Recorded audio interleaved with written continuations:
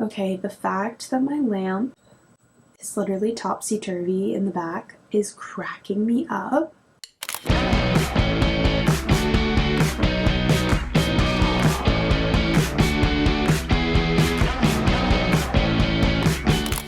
Hey everyone, it's Gigi Robinson. I wanted to do a short and sweet video about how I became a LinkedIn influencer.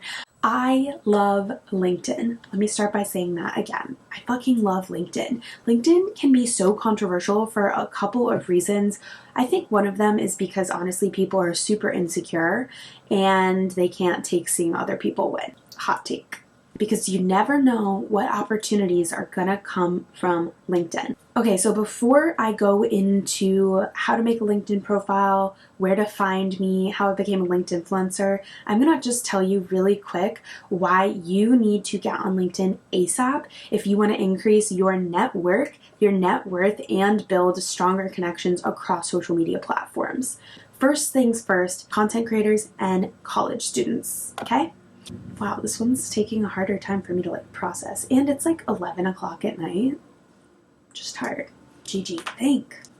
Okay, so if you're a college student watching this and you don't have a LinkedIn, you need to have one because you will be able to potentially find internship opportunities. And I'm not talking about the internship opportunities that exist on the job boards, on Indeed, on Glassdoor, on Google Jobs, on LinkedIn's job page. I'm talking about the internships that will come from the connections that you make on LinkedIn if you put in the work to engage and to reach out to those people and build long-term relationships with them. I'm not saying it's going to get you a job, but it can certainly help build your credibility and get somebody to know you and your career and the things that you do a little bit better. When I was a freshman at FIT, I had a professor and she said, you guys, you have to make a LinkedIn account. By the end of the semester, you need to have 100 LinkedIn followers. And I was like, ugh, gross. Another social media platform.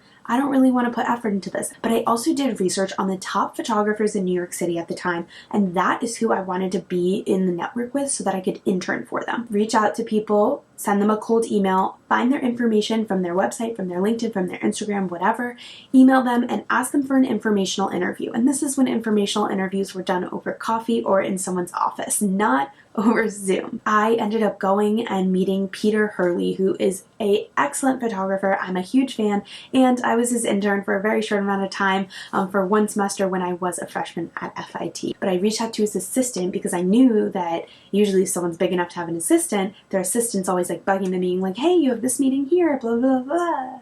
So I eventually went in. It was for a school project, informational interview. He loved the vibe. Be happy and well adjusted. You are also going...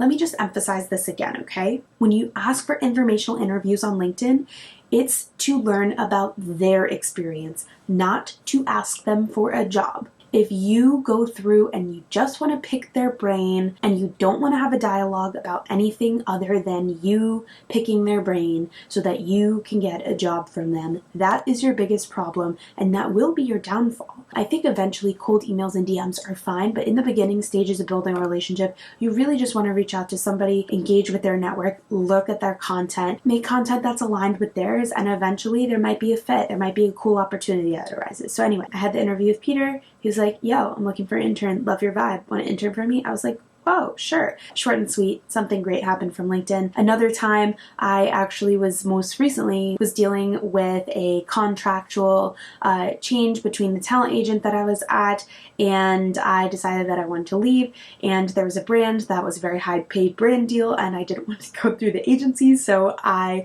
messaged the lady that was managing the campaign on LinkedIn and was like, hey, would you mind if we did this offline? And she was like, for sure. So we did it, and I left the agency and I landed the deal. Again, you never know what's going to happen from it. Since that freshman year at FIT, I have been building my network. I friend all of my teachers after I've taken their class. It's kind of creepy if you do it up front, but if you do it after the fact and you like them, you can ask them for references, you can have them amplify your content and engage with it, so now their network will see it and they'll be like, oh yeah, that's my rock star student. Boom, connection. I promise you that will happen at some point. The next thing you can do that I love about LinkedIn, you can go to the search bar and do very curated searches. So if I want to find talent agents in New York City, or influencer marketing managers in New York City, influencer marketing managers in Texas, digital media managers, art buyers, like you can literally search it so specifically on LinkedIn, and you can go and message those people if you have LinkedIn Premium,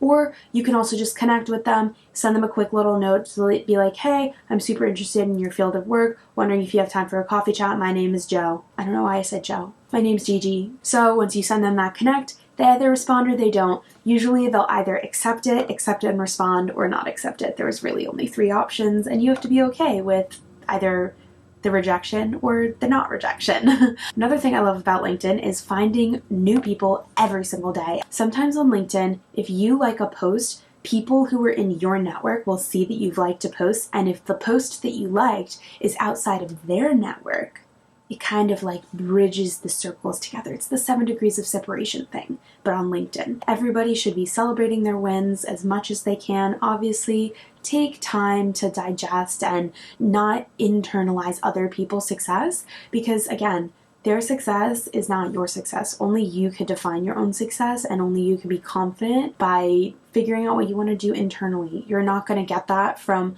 a certain amount of likes or a certain amount of people or even a certain job at times. I thought being an intern at Warner Bros. Was my end all be all, and it was like the coolest thing.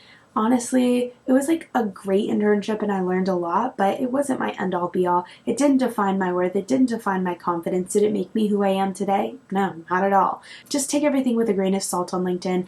The story of how I became a LinkedIn influencer. I was on LinkedIn networking, and I was on a panel months ago, like a year ago actually.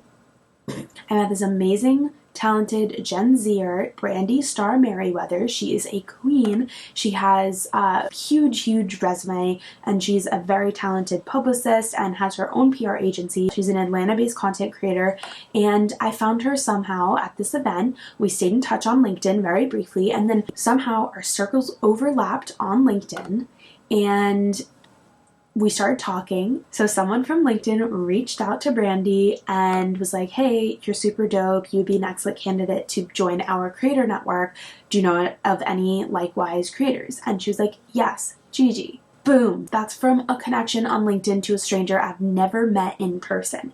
All because of LinkedIn. And this goes for all social media platforms, but LinkedIn's more like professional. I got hooked up with the talent manager for Gen Zers and millennials at LinkedIn, and we started talking. He invited me to the creator program. I introduced him to about 5 or 6 other people who I think are in the process of joining the program, and essentially all it means is that you are very active, you engage with and on LinkedIn a lot, and you are able to beta test new features like live audio, events, and hopefully get paid as a creator online on LinkedIn. So if you want to connect with me on LinkedIn, to ask me any question, to network with me, to be and see and have visibility in my circle, or if you just straight up want to get those connects and get to 100 connects, make sure you go find me on LinkedIn. I hope you enjoyed this video. Give me a thumbs up and comment down below with your LinkedIn. Let's all build this community up. Can't wait to see you all next time. Make sure you like, comment, subscribe, and